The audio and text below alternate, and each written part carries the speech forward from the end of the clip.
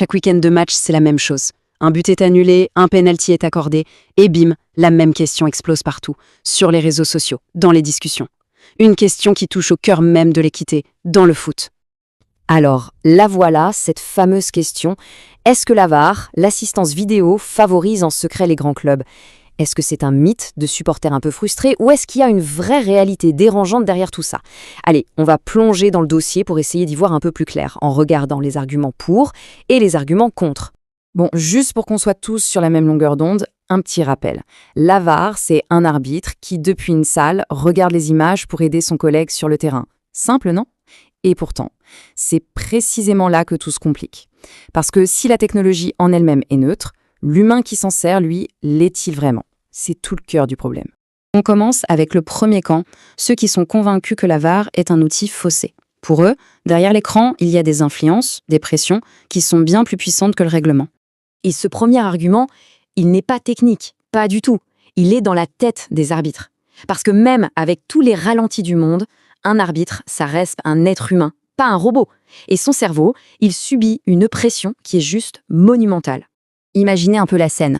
Une décision litigieuse contre le Real Madrid, contre le PSG.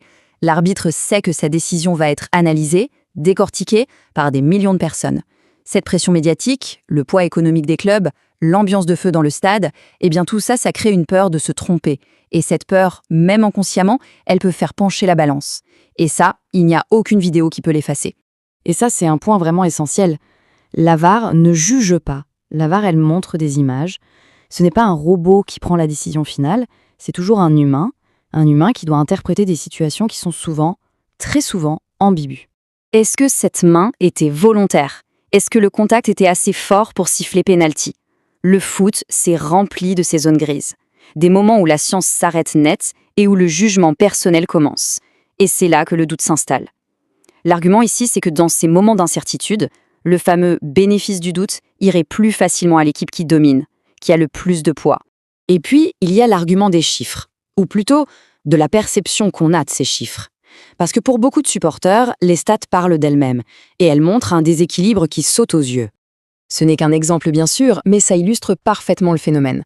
Quand des décisions clés, genre des pénalités accordées dans des moments cruciaux, semblent s'accumuler toujours en faveur des mêmes géants européens, eh bien la suspicion, elle s'installe et elle reste durablement dans les esprits. Mais est-ce que cette perception est vraiment la bonne? Passons maintenant à l'autre camp, ceux qui défendent la neutralité du système. Et leurs arguments, ils sont basés non pas sur la psychologie, mais plutôt sur la logique et les faits. Alors le premier contre-argument, il est simple et direct. La VAR, ce n'est pas l'anarchie. Elle obéit à des règles extrêmement strictes. C'est l'IFAB, l'organisme qui gère les lois du jeu, qui a défini un protocole très, très clair. En théorie, les critères pour qu'un arbitre vidéo intervienne sont exactement les mêmes que ce soit pour un petit match de championnat ou pour une finale de Ligue des Champions. Le but, c'est l'uniformité totale. Voilà un argument qui est purement sportif et en fait assez logique. Si les grands clubs semblent avoir plus de décisions en leur faveur, c'est peut-être tout simplement parce que leur style de jeu provoque ça. La logique, elle est presque mathématique. C'est simple, une équipe qui domine passe énormément de temps dans la surface adverse. Elle a le ballon, elle multiplie les attaques, les tirs, et le résultat, mécaniquement, elle va créer beaucoup plus de situations où une faute peut être commise ou un penalty peut être sifflé. Donc, le fait qu'ils aient plus de décisions, ce n'est pas forcément un signe de favoritisme. Ça peut être juste la conséquence directe de leur domination sur le terrain. Et le dernier contre-argument est vraiment fascinant. Et si la technologie n'avait pas créé de favoritisme, mais avait simplement rendu les polémiques beaucoup plus visibles? Réfléchissons-y une seconde. Avant, une erreur d'arbitrage, on en parlait le soir du match, et le lendemain, c'était quasiment oublié. Aujourd'hui, avec la vidéo, chaque action est filmée sous tous les angles possibles et imaginables. Les ralentis tournent en boucle sur les réseaux, chaque décision est disséquée. Du coup, la perception d'injustice est décuplée, alors même que le nombre d'erreurs, lui, a peut-être en réalité diminué. Alors, au final, qui a raison? Comme souvent, la vérité est loin d'être toute noire ou toute blanche. La réalité est beaucoup plus nuancée qu'un simple pour ou contre. En fait, la réalité, c'est un mélange de tout ça. D'un côté, les études statistiques sérieuses, elles ont du mal à prouver un favoritisme clair et systématique. Mais de l'autre, on ne peut pas nier les biais cognitifs, ces réflexes de notre cerveau qui affectent toutes nos décisions, même celles d'un arbitre. Et si on ajoute le fait que l'outil n'est pas utilisé partout de la même manière et que la transparence change la donne, on voit bien que c'est complexe. Donc, après avoir pesé tous ces arguments, le pour, le contre, quel est le verdict? L'assistance vidéo. Alors, coupable ou innocente?